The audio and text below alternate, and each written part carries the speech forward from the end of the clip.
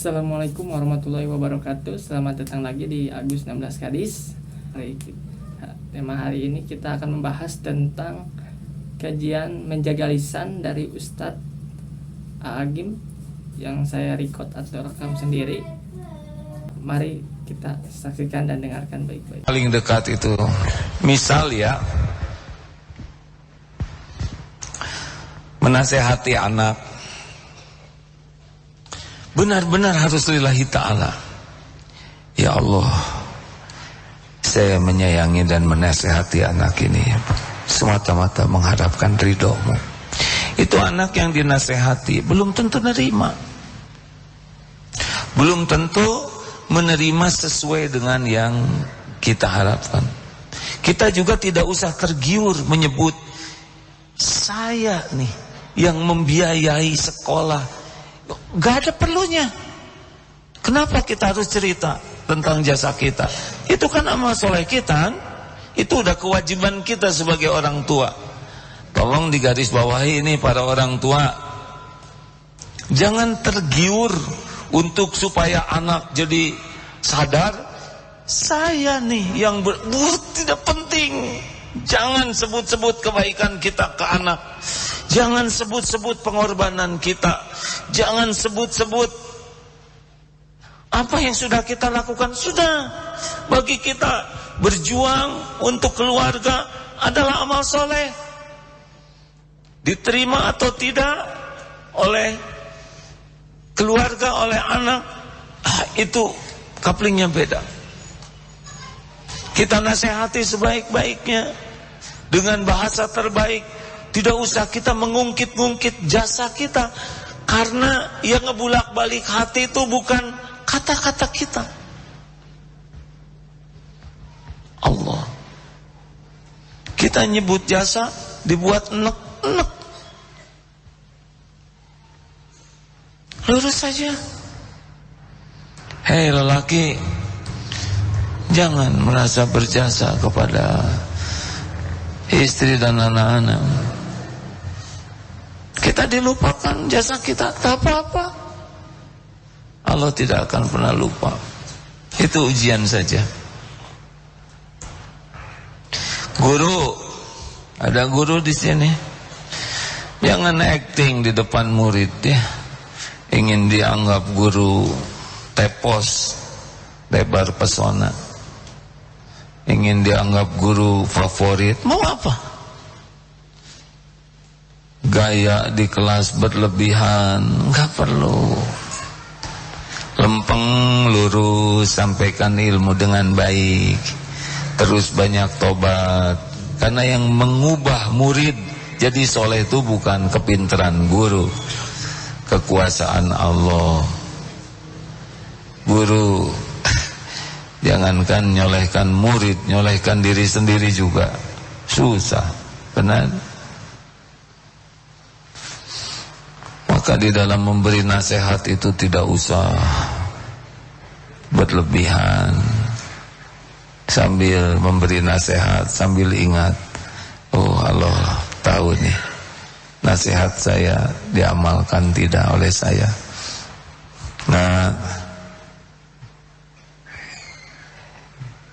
sing rajin ibadah ya, sing ikhlas, sebagai syukur kepada Allah yang memberi banyak nikmat. Kita harus tahu yang menghujamkan kata-kata ini adalah Allah, bukan kita. Termasuk membangunkan anak untuk sholat. Kita harus yakin yang membuat anak ini bisa ibadah dengan bagus adalah Allah. Pijit kakinya dengan baik, usap rambutnya, bangun sayang. Ya Allah, hanya Engkau yang kuasa membangunkan anak ini. Hanya Engkau, hidayah taufikmu, anak ini bisa sholat. Bangun sayang. Sudah waktunya sujud, sudah waktunya syukur ke Allah.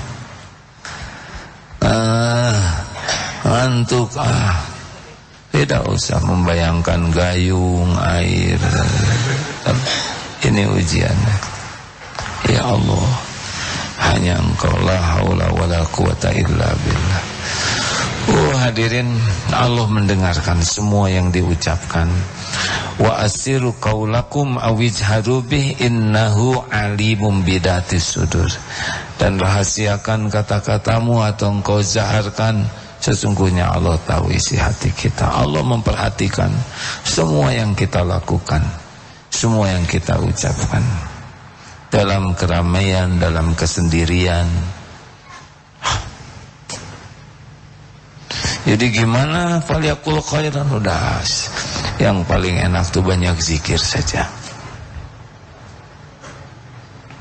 Kenapa ya sholat saya kurang khusyuk? Pasti jarang zikir.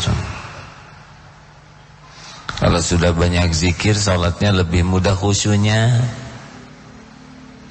Kebanyakan ngomong. Kenapa ya doa saya nggak kebanyakan ngomong sama orang, mending ke Allah bicaranya. Terus aja minta ke Allah apa aja. Beneran hadirin. Wa idza sa'alaka ibadi anni fa inni qarib ujibu da'wata da'i idza da'an. Apabila hamba-hamba atau kapanpun hamba-hambaku bertanya kepadamu, wahai Muhammad, tentang aku, katakan aku adalah dekat. Aku kabulkan orang-orang yang meminta. Apabila meminta, berdoa kepada aku. Daripada kita banyak ngobrol, mending banyak doa. Semua karunia itu ada dalam genggaman Allah. Apapun, semua kebaikan itu di tangan Allah, satu-satunya pemilik segalanya. Apapun yang terbaik yang kita inginkan hanya milik Allah. Kuncinya doa. Doa adalah zikrullah. Doa adalah perkataan yang baik. Mendingan doa yang banyak. Enak.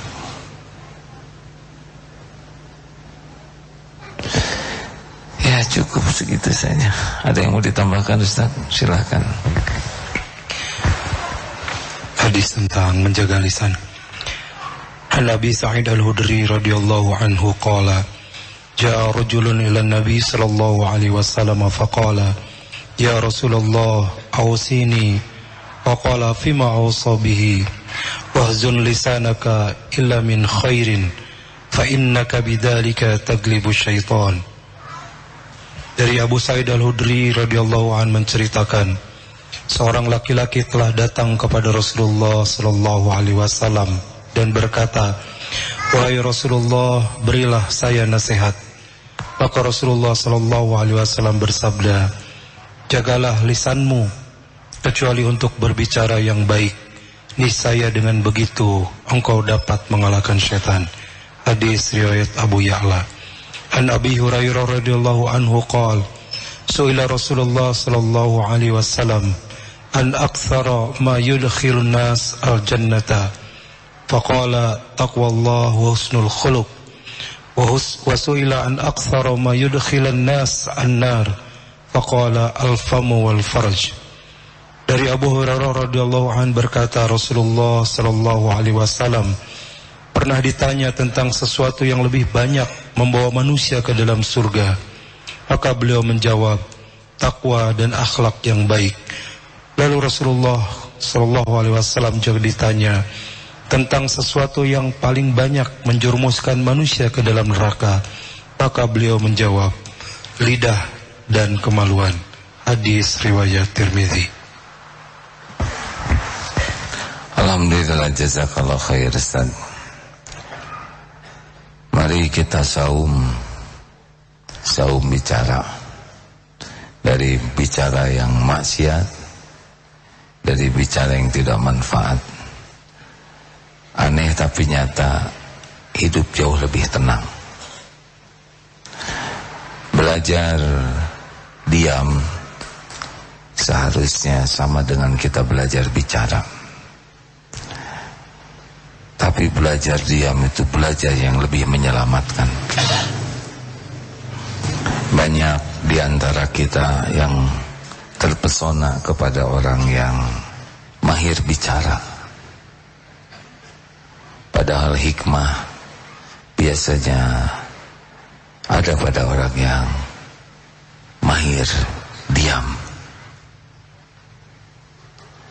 Kita sering terkagum-kagum dengan orang yang banyak bicara. Tidak sepenuhnya salah kalau perkataannya baik, tapi yang banyak diam padahal mampu dan berisi, itulah sebetulnya yang hikmahnya sangat kuat. Sekali bicara diberi kekuatan oleh Allah untuk manfaat, bisa menggugah dan mengubah berkah. Sebagai penutup ada perkataan Imam Ali karamallahu wajhah.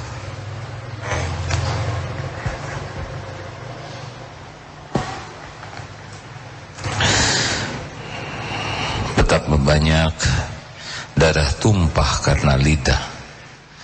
Betapa banyak manusia binasa karena lidahnya. Dan betapa banyak ucapan yang menyebabkan engkau kehilangan karunia.